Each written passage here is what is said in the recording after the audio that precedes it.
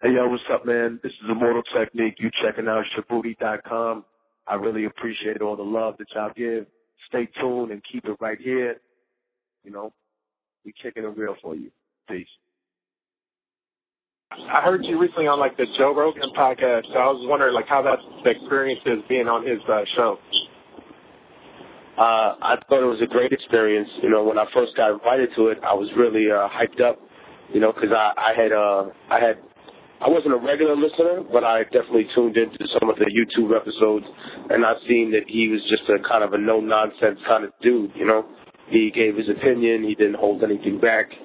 He was just the type of person that you could have an honest conversation with, and, you know, I can appreciate that. I work in an industry where a lot of people are fake, and a lot of people tell you one thing and promise you the world and then don't do anything for you, you know, where a lot of people pretend to be your friend, but when it comes down to it and you're in a real emergency and you need them, they kind of just don't show up for you. And, you know, it was kind of the total opposite. He was just a really open and genuine person. So I look forward to being a guest on his show whenever I have the opportunity to. Speaking of Rock the Bells and stuff, I mean, this most recent Cancellation thing, I mean, I was wondering what your thoughts were on that whole thing. You had a lot of competing festivals, you know what I mean? Rock the Bells obviously is taking place a lot later in the year than it would normally. So I think that obviously played into it. It used to be an end of the summer festival, and now we're talking about somewhere in the middle of fall, even though it technically feels a lot like summer still. But just the time difference, I think that obviously the location plays into the factor of it. You also have a lot of people that are, you know, there are a lot of people in the middle that are rocking harder and bringing in a lot of people. And I think at some point there needs to be a conversation about either whether it's going to be a hip-hop festival or whether we're going to include other forms of music into it. In terms of the love that I've gotten from Rock the Bells, I've never gotten anything but love from Rock the Bells. I know other artists that maybe are more commercial have experienced something different. I don't know. I can't, like I said, I can't comment on other people because I'm not other people. But I know that all I've ever gotten from Rock the Bells is lots of love and support and nothing but that. And, you know, maybe there's been one or two incidents where someone's just been drunk and, you know, had to get shoved and the fuck out of my way. But other than that, you know, I mean, I've been there doing that fest for like 7 years. So I think maybe for me, it's just a question of whether or not people are willing to do, I guess, the homework on getting acts that are more, more tailored to the original genre of hip hop that we started out working with. And if the closers are not going to go as hard as the people in the middle, that's something else. You know, it seems like people, when I went there, people were interested. They really wanted to see Wu-Tang, but I didn't hear anybody going crazy about the hologram stuff either. Like, it wasn't. That was cool for Coachella and whatnot, but I don't think it was as much of a factor for the people at Rock the Bells. Obviously, you know, the ticket price was higher. That's something that needs to be taken into consideration. But, I mean, I know Chang and I know Gorilla Union and I know they listen to their fans. And you know, they're good people and they're dedicated people and they're honest people. So hopefully they'll take this opportunity to regroup and then put something together with, you know, the input of other people that want to participate and that have something to say about putting together a successful show. I was wondering if you had an opinion on the Kanye West versus Jimmy Kimmel thing. I think that's good comedy. I think they probably, but you know, I think that they're both, the people are both marketing geniuses. You know, Jimmy's writers were probably, if that's true and it's not a joke, I'm sure Jimmy's writers were like rubbing their little hands together like, oh, we got tons of material. You know what I mean? And I think it's just, I think either way it makes for good television. As long as it's real, you know, it ain't no Jimmy Kimmel prank like the other thing, then I think it's interesting. Well, even if it is a prank, I mean, still TV. I mean, you think reality TV is real, my nigga? Come on, it's all a joke. But at the same time, people watch it because they like that. You go to the movies, right, my dudes? It ain't real, but you like it. You're entertained by it. Come on, man. You went to go see the Avengers movie. You know that shit ain't real. You're not angry because that's not real.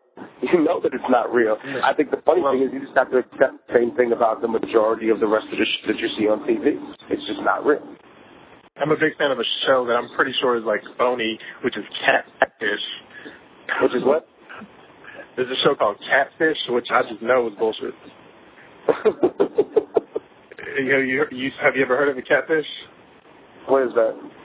It's like a show on MTV, but it's pretty much, it's like, I guess you could say it's a reality show, but it's pretty much like, let's say you're talking to a girl on the internet, and then you've never, like, video chatted with her, and then you're like, and she's like a model's look. I heard this. That shit isn't right, yo. That shit is a mind fuck. I've heard about that show. I don't watch TV. That's not cool. That's not cool to do to people. You know, they're expecting somebody that they know, and now you want to fuck with their emotions. You know what I mean? That's stupid. That's not even funny.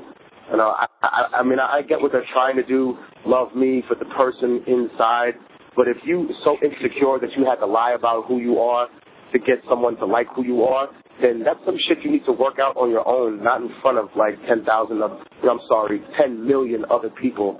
I think that's just cheesy and corny. And, you know, I know what they're trying to do, but it's a fucking fail in my opinion. And you just shouldn't toy with people's emotions like that, you know? How about we do that to the people at MTV with their salary and tell them, hey, dude, you're getting this much. Oh, by the way, Catfish, nah, my nigga. You know, you don't have benefits. Sorry. Do you still want the job? You know? Do you still want the job even though you don't have no medical and dental for your kid? Catfish. Yeah, go fuck your mother with that dumb shit, my nigga. Yeah, that's what I tell niggas.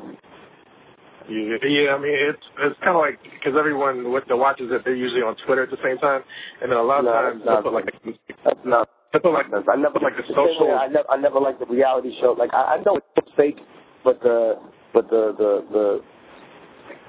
punk show I saw, some of the things were funny, but when I saw the way they were using like police, they were pretending to be police officers around, especially with like Black and Latino celebrities.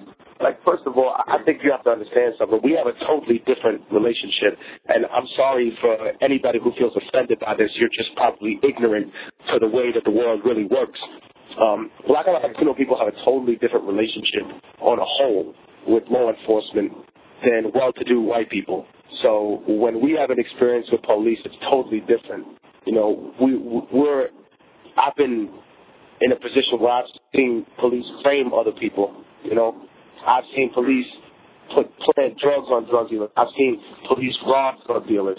So when you're talking about putting a cop in a scenario like that, and then all of a sudden, oh, it's a prank. That shit ain't funny to me, my nigga. That's not even funny.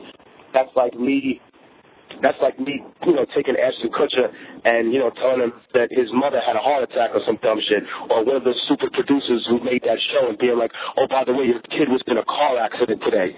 You know what I mean? Oh, and then when he starts crying and breaks down like a little bitch on TV, he said, oh, by the way, no, your kid's okay. He's right here. You know, I don't think that's funny. You know what I mean? I don't think that's cool. You know, fuck with people's lives. A hypothetical question. I mean, if you were like a college professor today, would you rather do like teach music or teach political science? I don't know, because obviously I love, you know, political science. Maybe I would teach them, maybe I would teach history, or maybe I would just be a motivational speaker, or I don't know. Maybe I wouldn't even teach music. Maybe I would teach business, because I definitely have done well for myself in terms of learning how to apply the best parts of my investments forward towards what I want to do, you know, and about saving money and applying that towards the dream that you have. And also, you know, I don't lie to people and pretend like I just made it out of nowhere. Like, I always had a side job while I was rapping. And it was only until I was confronted with the fact that, you know what, I can either finish what I'm doing now and have, you know, try and stay in school for 2 years and finish this degree, or this is what's really working for me and paying the bills now. Me selling these CDs and doing shows and stuff. I think when I finally made that transfer it helped me out a little bit different. And that was the decision that I made. So it wasn't like just pick one over the other. This isn't really a question, it's just a comment real quick. One time I was hanging out with this chick, whatever, right, and I played your song Dance with the Devil, and I told her to listen to the lyrics, like, real closely, and then at the end of it, she started bawling in tears, crying. And all I'm trying to say is, like, it was a really powerful song, and, like, that's probably the only song that pops in my mind done by any artist that had that kind of power when people actually stop and listen to the lyrics. You know what I mean? Thank you, man. I really appreciate that. I mean, I think, it definitely is a song that doesn't talk about it just in terms of gratuitous violence. But I think what gets people is when you identify with the main character and when you realize that the main character is somehow, doomed, where you think, oh, okay, first he's glorifying his lifestyle, and then it takes a turn for the worse when we talk about how this person has to prove themselves. And at the end, I think what really brings it home is the changing of perspective within the story.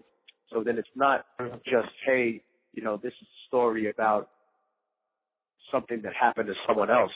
No, this is a story that happened to me while I was there. So I know, and that brings it home for people. That relates it to them so that they have to then say, wow, did this happen to me or someone I know? And I've definitely had that. People have that conversation with people after shows, and they say, hey, man, you know what? My sister was, violated.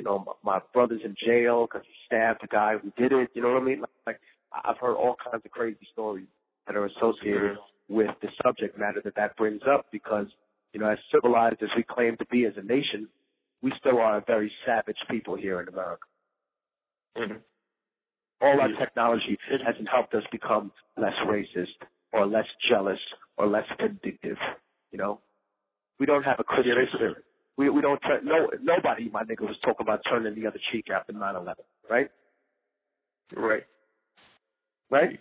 Yeah. You heard one politician. All I'm talking about, brother, we talk about being a Christian nation. Did you tell me one politician that was talking about turning the other cheek after 9/11? Okay, there you go. We're vindictive people. We call it justice, but, justice would be finding the people responsible, not killing 1.6 million Iraqi people who did not have anything to do with 9/11. Hey, yo, what's up, man? This is Immortal Technique. You checking out Shabooty.com. I really appreciate all the love that y'all give. Stay tuned and keep it right here. We kicking it real for you. Peace. Appreciate the time, and hopefully in the future one day, I can catch you at a show to see you in person, do like an in-person interview type of thing. Definitely, man. I really appreciate your time, and thank you for the questions. They were definitely ones that I haven't gotten before, or a couple of them. I appreciate that, man.